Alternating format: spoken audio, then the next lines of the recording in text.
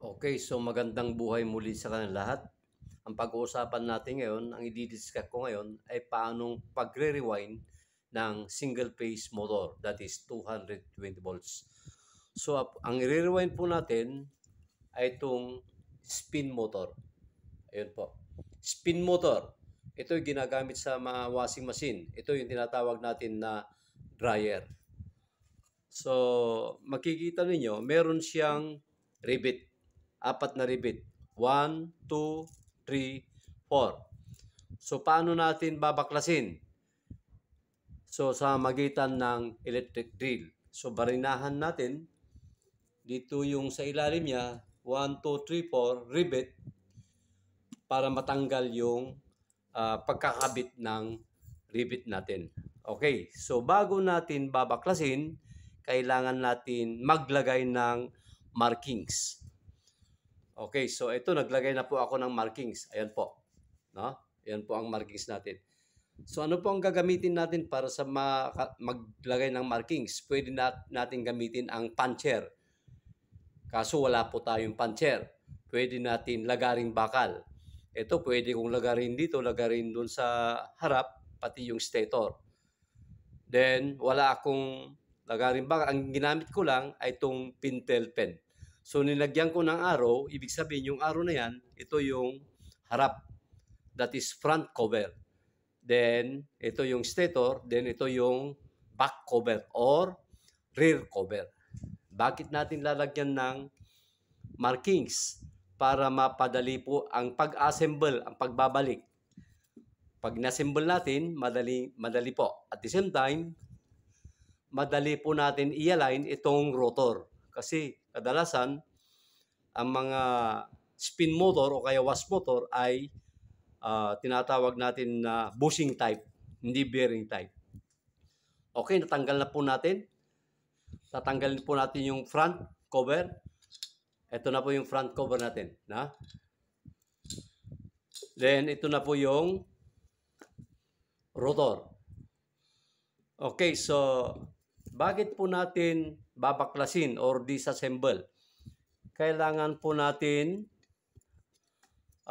makuha yung tamang data para may balik natin yung original na gamit o mga magnetic wire, ng wire dito sa motor na to, sa stator.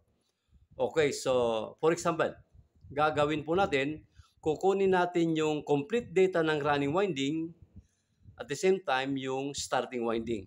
Again, paano natin malaman kung nasaan yung running winding? Tulad yung na-discuss ko nung una, yung running winding ay nasa ilalim or at the bottom of the stator. Ito yung stator natin, no? Nasa ilalim siya. Ito ngayon, no?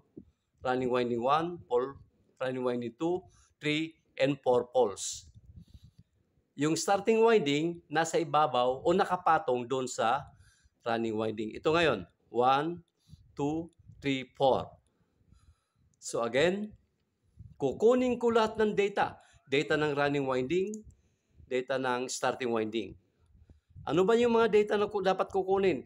Kukunin ko yung size ng magnetic wire ng running winding, number of turns ng running winding, then number of pole ng running winding.